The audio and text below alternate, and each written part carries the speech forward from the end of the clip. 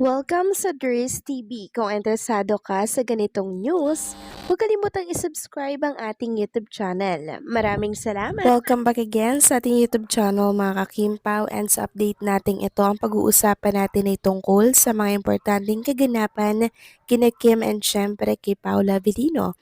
Pero bago po ang lahat, maraming salamat sa inyong patuloy na pagsuporta at pagsubaybay sa mga daily update natin. Kaya naman bilang pasasalamat, narito po ang ilang napili kong komento patungkol ito sa naging previous update. Unang komento mula po ito kay Ginang Vivian Caraig. Sabi niya, "Thanks to Carlos Miguel, very talented. You make us all happy. Kim Pao ka rin. Please continue. Nasa tamang landas ka, and thanks din po Ders for the update about our Kim Pao. Dumarami talaga ang mga minamahal or nagmamahal sa Kim Pao. Happy ako Ders, love na love mo rin ang Kim Pao. Forever na yang magpapakasal na din sila. Thanks, God bless to Lord all the Kim Pao supporters." Maraming salamat sa komento Ginang Bibian Caraig. Yes, super talented po ni Carlos Miguel. And talagang nagbabahagi po siya ng mga inedit niya pong picture ni Kim and Paolo na pagsasama niya po yun na which is yun yung gustong gusto natin. Pero ang kagandahan naman sa edited picture na binabahagi niya, meron pong mga disclaimer para sabihang, oh, edited lang yan ha, baka maniwala kayo. Yun yung kagandahan sa mga post po ni Carlos Miguel. Kaya marami po talaga ang natutuwa sa kanya, and maging si Ray Pumaloy, Don Sermino, tuwang-tuwa din po kay Carlos Miguel. And alam niyo po ba, Ginang Vivian Caraig, naging sandalan po niya si Kim, si Paulo, si Darren nung time po na nawala po yung kanyang ina. Kung baga, doon po siya kumuha ng lakas ng loob, ng inspirasyon para muli pong lumaban sa buhay, and syempre magpakatatag at bumangon sa mga pagsubok na kinakaharap niya po. Ang ganda po ng nagagawa ni Kim, ni Paulo, ni Darren sa mga katulad po ni Carlos Miguel na instead na sumuko talagang pinalalakas yung loob ng mga supporters na katulad po ni Carlos Miguel. So maraming salamat po sa komento Ginang Vivian Caraig. God bless po sa inyo. Mabuhay po kayo. Next comment naman mula po kay Ginang Nenita. Sabi niya, "There's may sasabihin ako sa iyo. Noon na wala pa ang Kim Pao, I was a solid fan ni Paulo.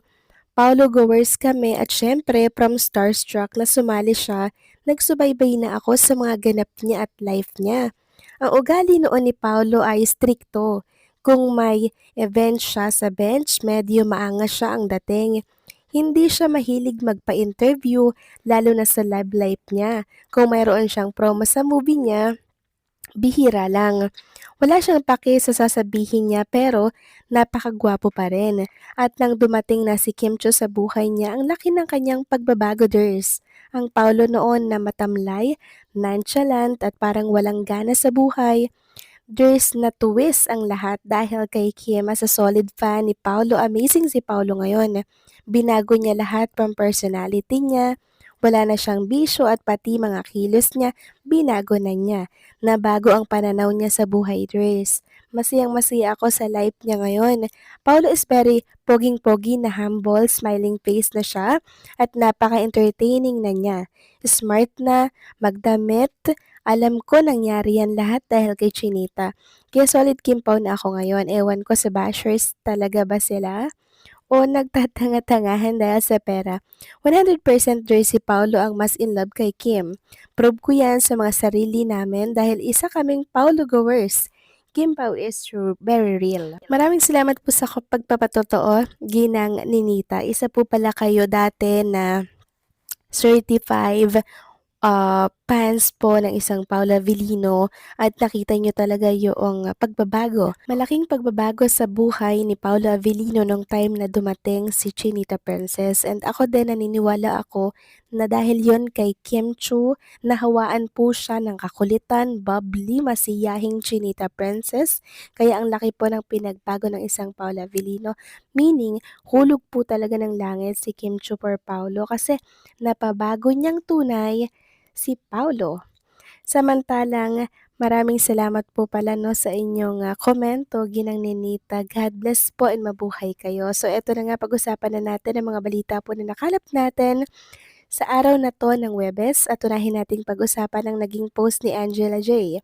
Sabi niya, "Malapit ko nang isipin na nakalimutan ni Kimi Suyap-Chu yung password ng mga social media accounts niya. Pinapaalala ko lang sa'yo, Princess Chinita, lapag naman ng pangmalakasan na ayuda diyan, isang pangungulilang fan." Then may nag-comment na, "Parehas na silang nakalimutan, puwede social media nila." Okay. So, parehas daw pong nakalimot si Kim and Paula Avellino ng social media account nila dahil never nga naman po mga kakimpaw na nag-share ng mga ganap niya mula po sa Thailand. So, nakakuha lang tayo ng update sa mga post po ng kasama niyang CEO ng House of Little Bunny. So nahawa na din po si Chinita Princess mga kakimpaw ng pagiging malihim or very private dito kay Paula Avellino. Samantalang next topic naman tayo, pag-usapan natin mga kakimpaw ang tungkol naman dito sa panibagong nakakakilig na revelasyon ng Chad Kinis Show sa sinabi po ni Miss Angeline Quinto for Paula Avellino and Chinita Princess. So, 'di ba si Chad Kinis meron siyang show. Ang katanungan po ni Chad Kinis dito kay Angeline Quinto, sabay-sabay daw pong nahulog sa bubong ang mga naging leading man netong si Angeline Quinto at kabilang nga po diyan si Sam Milvi, si Coco Martin, si, Paolo Avellino. Sino daw po yung sasaluhin nitong si Angeline Quinto? Una niyang sinabi mga kakimpaw, unang-una daw, si Paolo Avellino kayang-kaya daw saluhin 'yan ni Chinita Princess. So, nakakakilig lang mga kakimpaw dahil maging si Angeline Quinto, alam niya mga kakimpaw kung anong meron kay Kim and Paolo. Kaya ang ending, ang pinili niya pala mga kakimpaw kasama pala dito si Enchong D. Si Enchong D na lang daw yung kanyang sasaluhin. So ito yung mga taong malalapit po kay Chinita Princess mga kakimpaw na talaga namang alam po yung status ni Kim and Paolo Avellino kaya alam po nilang lumugar kung saan po sila lulugar mga kakimpaw. And alam nyo, sobrang nakaka-good vibes at nakakataba lang po ng puso na nirerespeto nila kung ano man yung meron kay Kim and Paula Avellino.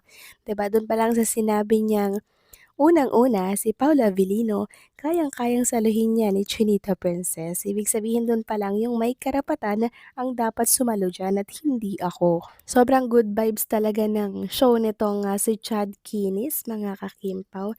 Chad Kinis Show na talaga namang tinutututukan din talaga, tinutututukan ng mga Kimpaw fans dahil sa naging pasabog at revelasyon nga po ni Miss Angeline Quinto. So maraming salamat sa konting nakakilig na ganap. Sa paraang yan, talaga namang maraming sumayang Kimpaw fans. So paano mga kakimpaw, hanggang dito na lamang po ang update natin at maraming salamat sa patuloy po na pagsuporta.